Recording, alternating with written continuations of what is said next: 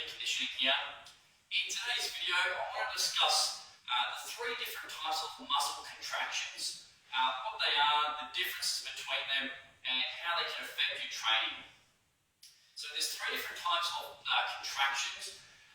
Contractions basically an emphasis on when the muscle is working. Okay, so when it's contracting, when there's force being applied.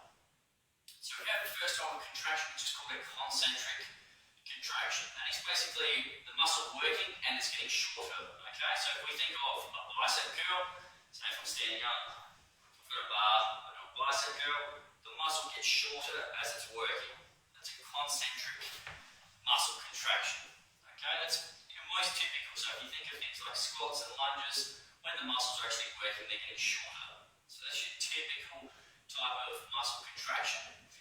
Then we have an eccentric contraction. That's the exact opposite. So concentric, the muscle shortens.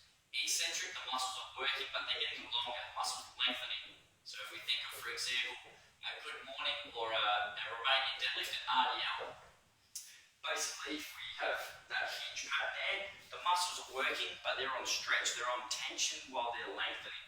So they're in that neutral position, they're lengthening and working at the same time, and then I'll finish the movement. So that would be an eccentric contraction. The muscles are working while lengthening. The third contraction we have is what's called an isometric contraction.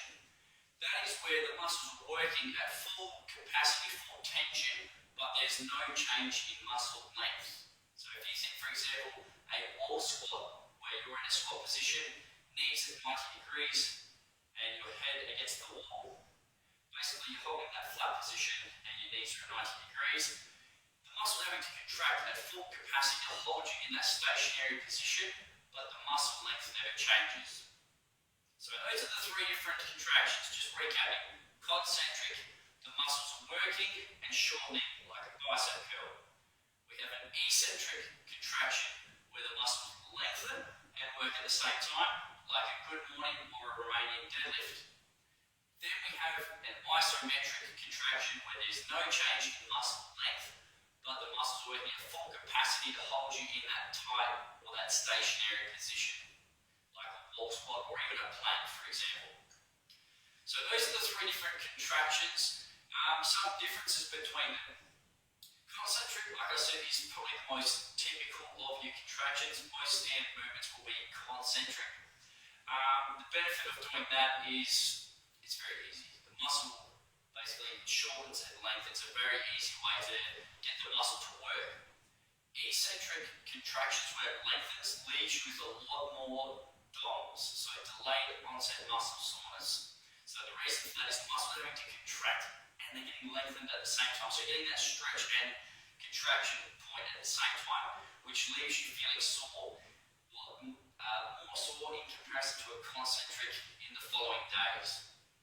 Isometric, you're working at full capacity. So even if you think of trying to push against a wall, so I've got a wall, I'm trying to push as hard as I possibly can, the muscles are working at a harder or at a higher level than a concentric and an eccentric, because it's an immovable force, it's an immovable object.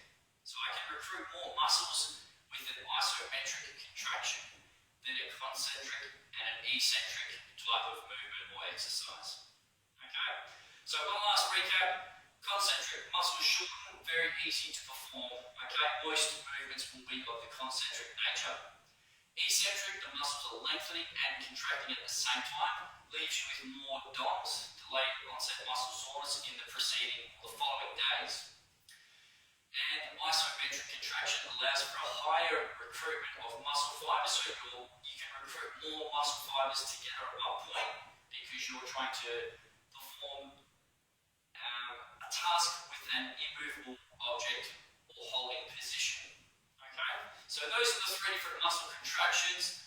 If you benefited from it or if you picked up some piece of information from this video, give it a thumbs up and please share it forward to a friend.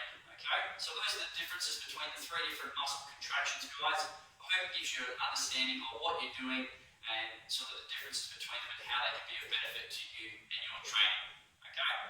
Until next time, guys, make sure you give us a thumbs up and a like on Facebook and subscribe subscribe to our YouTube channel. Okay, so Fulla Strength and Conditioning, search for us on the web and you'll find us straight away.